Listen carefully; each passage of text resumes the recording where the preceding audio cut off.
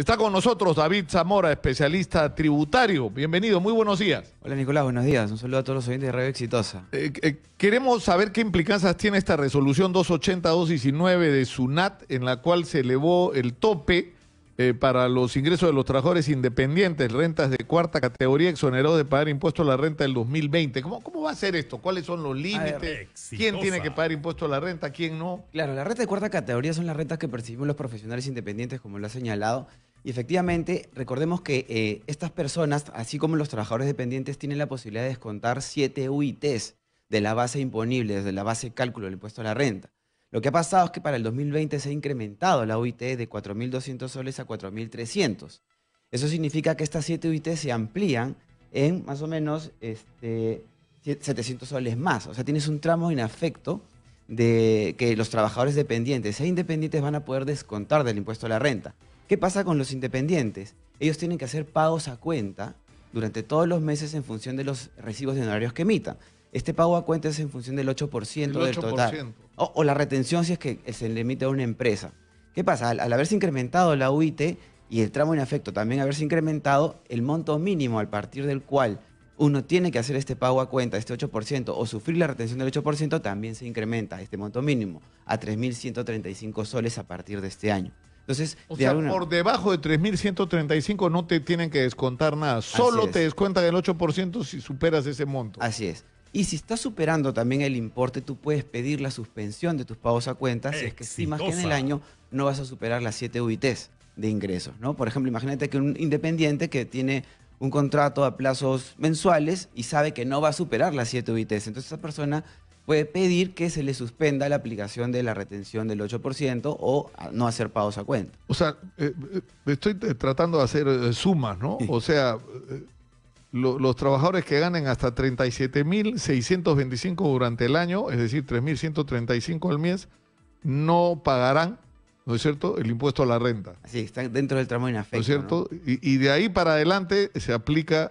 una tasa progresiva acumulativa que va desde el 8% hasta el 30% en función de la cantidad de ingresos que tenga en el año. Ahora, ¿qué otras cosas más puedes descontar? Digamos, esto es el descuento básico. Exactamente. O sea, cuando tú haces tu declaración jurada, tú dices, acá están mis ingresos, que ahora hay múltiples mecanismos de control de la SUNAT para saber si esto es real o no, pero tú declaras cuánto es lo que recibiste de ingreso. Y de ahí hay 7 unidades impositivas tributarias sobre las que tú no tienes que pagar. Así es. Y de ahí para adelante ya está sujeto al impuesto a la renta. Pero recordemos que desde el 2017 el Estado también incorporó la posibilidad de restar 3 UITs adicionales en gastos en los que uno puede incurrir de carácter personal, pero de alguna manera. Por ejemplo, hasta el 30% de los arrendamientos o subarrendamientos de inmuebles también se pueden incluir dentro de estas 3 UITs. Recibos de honorarios de otros profesionales que nos prestan servicios a nosotros. Es decir, si vas al doctor, al dentista, contratas el servicio de un abogado. Un abogado. Entonces el recibo de honorarios te sirve para sumar tus 3 UITs adicionales. En el caso de los trabajadores independientes, recordemos que a ellos, a los dependientes me refiero, perdóname, se les descuenta todos los meses un 12% más o menos de su remuneración. Si estas personas en el año hacen estos gastos adicionales hasta 3 UITs, pueden pedir la devolución del impuesto retenido en exceso a la SUNAT al final del año. Entonces eso también es una medida que se ha dado para formalizar cierto sector de la economía a cambio de que nosotros le pidamos a nuestros asesores o a nuestros proveedores de servicios el recibo de honorarios.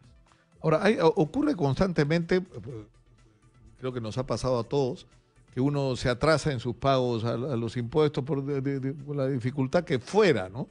Y en realidad la percepción que tiene mucha gente con la que yo hablo prácticamente todas las semanas, porque acá nos busca gente con infinidad de problemas, es que la percepción que se tiene muchas veces es que la SUNAT, en vez de ayudarte a resolver el problema para que tú sigas pagando tus impuestos, te asfixia, ¿no? Sí. Es decir, por ejemplo, con esto de los embargos, ¿no? Te embargan, claro. Entonces te paralizan, no puedes cobrar, no puedes hacer ¿no? Notifican a todos tus proveedores, entonces estás asfixiado, ¿no? Lo que pasa es que recordemos que hay, digamos, la obligación tributaria en ciertos aspectos nace independientemente que te hayan pagado o no a ti. Por ejemplo, las empresas o las MIPES tenían el problema ¿no?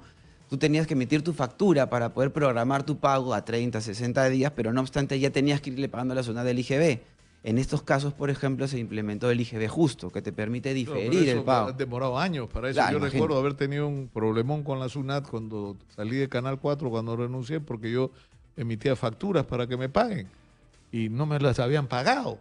Claro. Y la SUNAT me decía, no importa que no te han pagado, tú tienes que pagar el Claro. impuesto. Pero ¿cómo pagar si no he cobrado? Claro, Era una cosa totalmente loca, ¿no? Claro, lo que pasa es que tú metías unas facturas cuando en realidad lo que correspondía era otro tipo de comprobante de pago. Por ejemplo, las personas naturales, por servicios que prestamos, nos regimos por el concepto del percibido. ¿Qué significa? Que solamente podemos señalar que hemos ya obtenido la renta si es que nos han pagado. Pero en Efectivamente. el caso de las empresas que emiten facturas, se rigen por otro criterio que es el de vengado, ¿no? Independientemente que te hayan pagado o no, tú ya debes reconocer el ingreso. Pero así como reconoces el ingreso, aunque no te hayan pagado, también puedes restarle los gastos, aunque no los hayas O sea, efectuado.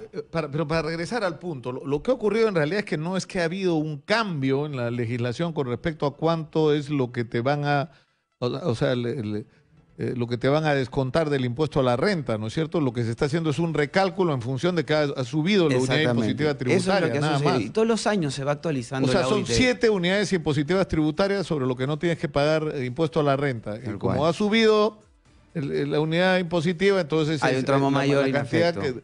que te protege es mayor. Así Ahora, es. aparte de estos otros gastos, ¿qué otra? Es decir, ¿qué más? Sobre todo el resto se tiene que pagar. Claro, también puedes descontar hasta el 15% de tus gastos en restaurantes, hoteles y hospedajes, ¿no? Esto se Esto es una implementó. medida relativamente reciente. Sí, ¿no? lo de los hospedajes y los restaurantes se implementó en el 2019. Durante el 2017 inclusive se podía descontar, 2017 y 2018, descontar intereses por créditos hipotecarios. ¿Pero qué pasó? Todo el mundo descontaba intereses por créditos hipotecarios y nadie estaba pidiendo los recibos de honorarios a los independientes. Entonces se eliminó la posibilidad de descontar para el 2019 los intereses de créditos hipotecarios. Entonces, hasta ahora tú solamente puedes contar tus 7 UITs, que es la base principal de descuentos, si se puede decir de una manera, y las 3 UITs adicionales en estos gastos que uno que puede incurrir, ¿no? Hasta 3 unidades Hasta hipotecarias, 3 no UITs, más. que son más o menos 12.600 fue para el 2019, sube a 12.900 para el 2020. O sea, y si tú sumas el total, ¿cuánto te sale las 10 10? UITs. 10 unidades impositivas tributarias, o sea, 43.000 43.000 soles. Así es. O O sea, las personas que ganan menos de 43.000 soles al año no tienen que pagan el pagar impuesto impuesto a la renta. Así es. Y a las que pagan por encima o perciben por encima de 42, Sí, ¿no? pagas 8% por un tramo, luego sube a 14% por el siguiente tramo, 17, 20 y hasta 30%. Estas tasas progresivas, que así se llaman, es para que tributen más los que ganan más y tributen menos los que no. es bien complejo nuestro sistema tributario. Sí, en realidad sí, todavía estamos en la complejidad y eso genera pues que también haya cierto grado de informalidad, pues la gente prefiere, pues le sale muy caro ser formal. Un economista amigo me decía que el único impuesto que habría que cobrar debería ser el impuesto, el IGB, el impuesto a las transacciones, a la venta. Pero lo que pasa es que eso es un impuesto al consumo, Nicolás. El impuesto a la renta es un impuesto a las ganancias y es una manera de contribuir también con el Estado, ¿no? Pero hay datos importantes que también serían bueno comentarlos. Por ejemplo, en el Perú hay 2.300.000 empresas formales, de las cuales el 95% son microempresas. Y solamente 54 empresas de este 2 millones aportan el 40% de la recaudación. Entonces eso significa que hay mucho trabajo por hacer todavía por ampliar la base tributaria. Es el gran problema, ¿no? O sea, cuando hablamos de informalidad estamos hablando de eso, ¿no? Exactamente. El problema es que también hay una asociación entre lo que pagas y lo que percibes. Eso es otro muy buen punto, ¿no? Porque si decir, tú vas a otros países, yo tengo tienes un colegio uno de de mis primer hermanos nivel. entró en crisis total cuando consiguió un trabajo, trabajar en el sistema bancario en Suiza, y le empezaron a llegar los impuestos, y era una cosa salvaje, ¿no? 30, 40% de sus ingresos de impuestos. Claro, pero Era brutal, claro. sin descuentos ni nada, pero cuando lo que tienes a cambio es una sociedad moderna, un sistema de salud prácticamente perfecto, un sistema de justicia, el tránsito, todo funciona, Claro. todo, o sea, la educación es gratuita, o sea, tienes todo a cambio de pagar impuestos, lo pagas con gusto, ¿no? Exactamente, yo también tengo un pariente que comentamos de esto de los impuestos y ellos pagaban felices sus impuestos porque tenían hasta un sistema de seguridad de primera, Claro. vivían seguros, colegios de primera. Acá, si vemos en el Perú, el nivel de educación todavía no supera los estándares mínimos que se necesitan. Entonces hay mucho trabajo que hacer, no solamente por el lado de la informalidad, sino también por la conciencia tributaria. Uno tiene que pagar sus impuestos para poder contribuir, ¿no? Muchas gracias a David Zamora, especialista en temas tributarios, por estar con nosotros. Muy A ti, gentil. Nicolás, muchas gracias. Ha habido un sismo.